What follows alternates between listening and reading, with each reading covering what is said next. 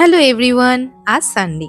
আজ সারাদিন ধরে বীভৎস গরম, এসি ছাড়া একদম থাকাই যাচ্ছে না। তাই দুপুরে ইলিশ মাছ ভাজা দিয়ে ভাত খেয়ে কিছুক্ষণ ঘুম দিলাম আমরা তিনজনে। তারপরে সন্ধেবেলায় মেয়ের বাইনাতে বেরিয়ে পড়লাম পিৎজা খেতে। সবসময় কারে যেতে ভালো লাগে না, তাই সুযোগ পেলেই বাইকে করে বেরিয়ে আসি। কিন্তু আজ সন্ধেবেলায় বাইরে বেরিয়েও মনে হচ্ছে যেন লু চলছে। আজ বাধ্য হয়ে বাইকে বেরালাম। কারণটা হলো আমাদের কারটা গত বুধবারে সোল্ড হয়ে গেছে, কারণ নিউ কার নেওয়া হবে। নিউ কারটা তো বুক হয়ে গেছে, থার্সডেতে ডেলিভারি দেবে। পরের ব্লগে ডিটেলসে শেয়ার করব। কথা বলতে বলতে দেখুন চলে এলাম পিৎজা কোম্পানিতে। এখানকার অ্যাম্বিয়েন্সটা আমার বেশ ভালো লাগে, আর পিৎজাটা তো বেস্ট লাগে। বাপ্পা তাই দুটো পিৎজা অর্ডার করে দিল, সি ফুড ককটেল আর ডাবল চিজ বার্স্ট। পাশে অ্যাটাচ টেক্সাস থেকে নিল স্পাইসি চিকেন রোল আর তার সাথে কোক। তো আমরা ডিনার করি। চলুন, দেখা হবে নেক্সট ব্লগে।